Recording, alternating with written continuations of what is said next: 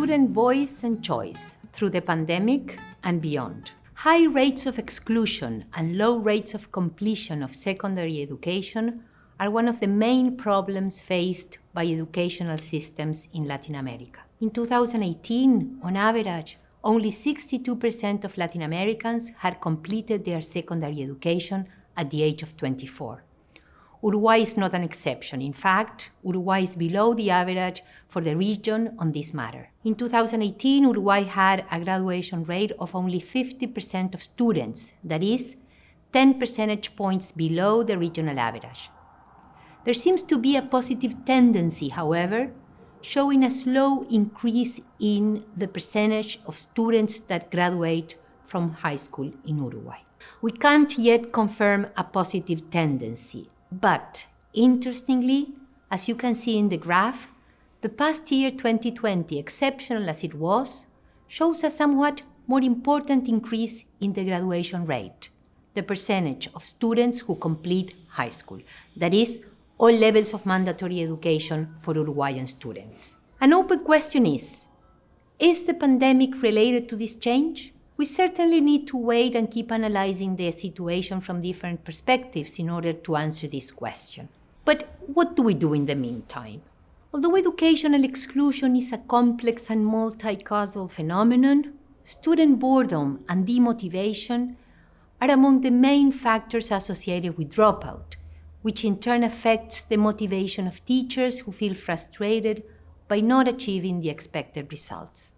According to the Uruguayan Current Household Survey, in all the age groups reported, the principal reason for not completing secondary education is the students' lack of interest in the education they receive. Let me show you some recent examples of studies in Uruguay related to the effects of motivation on students' performance at school. The first study aims at identifying factors that explain students' performance in reading and maths in third-year secondary students aged around 15. This study was done and published by an independent evaluation agency in Uruguay called INED. I have to apologize for the graph being in Spanish. I will try to be very clear for you. They found that part of the students' performance is explained by attitudinal and affective factors. Among them, the study showed a significant effect of student voice. In this study, student voice was understood as students' perception of their voice being considered and having an effect on the school organization and practices. The study showed a positive correlation between student voice and students' result in reading and mathematics, even when controlling for school socioeconomic and cultural level. The second study I want to talk about is one conducted by the NPDL team at Plan Ceibal, Uruguay, with the support of the IDB. The research team constructed two indexes, a teacher as an activator index and a student's engagement index. And they designed an experimental study where teachers and students were measured in two moments in time, at the beginning and at the end of the year, at first year middle school age about 12 or 13. They found a significant positive association between the teaching practices that characterize teachers as activators and students' commitment and engagement with academic subjects. The Teachers as an Activator Index, inspired in John Hattie's work and the New Pedagogies framework, was defined on the basis of 10 dimensions. Out of these 10 dimensions, 6 showed a significant relationship with students' engagement at both measures in time 0 and time 1. The figure shows on the left the dimensions of the teacher as an activator, and on the right, the effect on students' engagement. The effect was stronger in the second measure at time 1. I want you to notice the first dimension in the graph. Again, student voice showed a positive, statistically significant effect on student engagement. These studies confirm for the case of Uruguay what has been consistently shown by previous study in different regions of the world. That is, strong positive associations between engagement and academic achievement, as well as negative relationships with dropout. But let me change the tone of this presentation a bit. I don't want to focus only on hard data and academic knowledge to understand what is going on. During lockdown, we witnessed some spontaneous and even desperate calls for help, such as this young man on TikTok. No, lo que yo no entiendo es cómo puede haber personas paradas en la tierra que pasen hambre si la comida crece de la tierra. No entiendo cómo puede haber una persona parada en la tierra que tenga hambre si la comida crece de ahí mismo donde está parado, ¿me entendés? ¿Cómo puede pasar esto? No entiendo. No entiendo cómo me enseñás a hacer análisis sintáctico, la historia de la Primera Guerra Mundial, la historia de la Segunda Guerra Mundial y decir tres palabritas en inglés, hi, goodbye, hi to meet you, y no me enseñás a sacar una papa de la tierra. ¿Cómo no me vas a enseñar a sacar una papa de la tierra? Mi abuela, gracias a que sacó una papa de la tierra, viajó en barco hasta acá, se salvó la vida. ¿Sabes cuántas generaciones los monos pasaron a ser humanos casi porque sacaron papa de la tierra? Y vos no me enseñás a sacar una papa de la tierra. Año 2021, tengo 23 años, sé hacer una videollamada con un japonés que está yendo de Turquía a Estados Unidos en avión y no sé sacar una papa de la tierra, ¿me entendés? Why is it so hard to introduce student voice in a more systematic way in our schools? I really don't know why. But we decided to take steps in the right direction.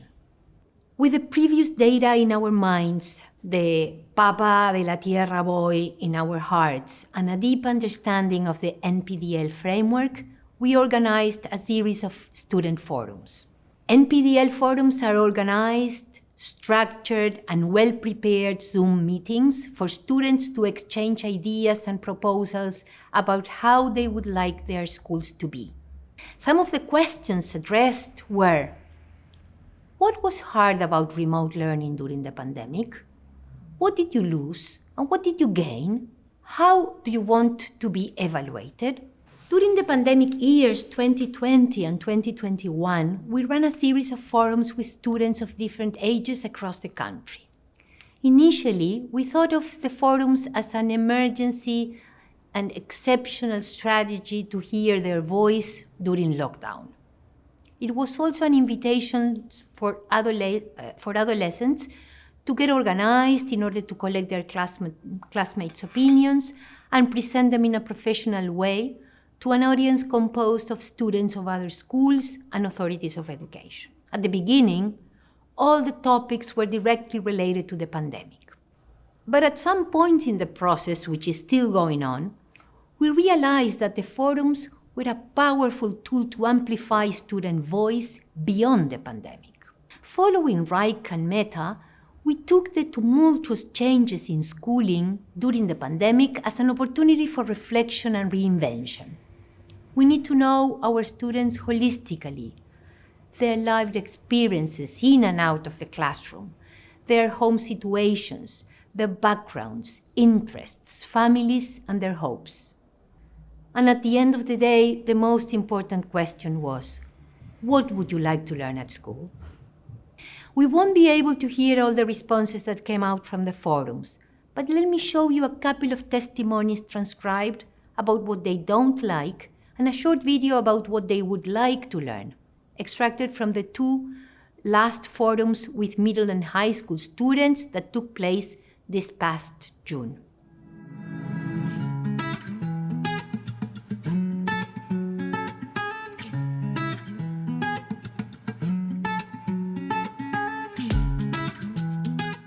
Imaginarse asignaturas nuevas que los ayude a su proyecto de vida. En secundaria ya no hay mucha participación de las familias y eso ya no se hacen actos como en la escuela y se pierde mucho la participación de la familia, que estaría bueno que volviera, ¿no? Cómo se hace un trámite, cómo se paga un impuesto, todo el tema de prevención de drogas en nuestro país. La educación sexual, cuáles son las enfermedades, cómo prevenir un embarazo, cómo ocurre un embarazo. Ecología y medio ambiente, generar, por ejemplo, nuestros productos de la tierra y tener mucho más en cuenta la reducción del plástico. Charlas informativas con universidades para conocer lo antes posible las ofertas educativas que tendríamos nosotros. No una materia, sino un lugar en el liceo, como está la biblioteca, para nosotros mismos, donde podamos ir con cualquier problema que tengamos, llegar acá y ser un lugar seguro. Ponerse a pensar la relación entre su proyecto de vida y futuro y la oferta educativa.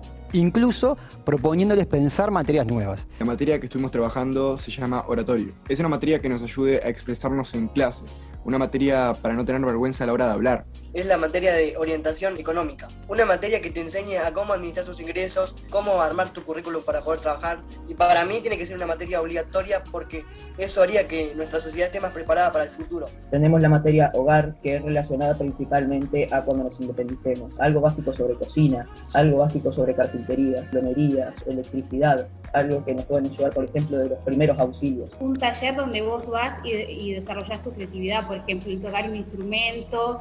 Y cine doméstico, que nos enseñaría a editar videos. Taller de simulación práctica. Hay varias cabinas y estas cabinas tienen un programa de simulación. Te pone, por ejemplo, en la situación de que estás conduciendo un auto. Arbología, que básicamente se trata de conocer todos los tipos de árboles, en qué tipo de terreno plantarlos. Logremos el equilibrio, una asignatura donde enseñarían métodos para descansar y lograr paz mental mediante yoga, meditación o incluso expresión corporal. Debate, estar trabajando con diferentes temas que esté pasando en la actualidad. Se podría tratar la educación sexual, los derechos sexuales, la diferencia de género, el estereotipo sexual. I won't repeat what they said. They were very eloquent.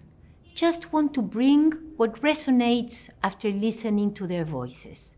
They care about nature, environmental problems, about social relationships, feelings, inclusion, practical things about adult life. We have not been able to change mainstream traditional educational practices across the system yet, but we did amplify student voice and took it to the ears of decision makers who received it with interest and an open mind.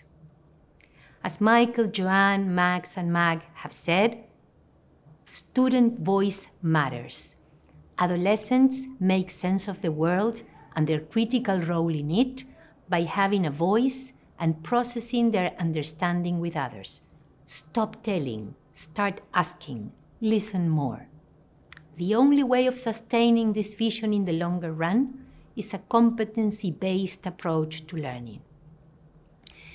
NPDL gives us tools, support, and a great group of people that inspire us. NPDL is the way Uruguay has chosen to change education.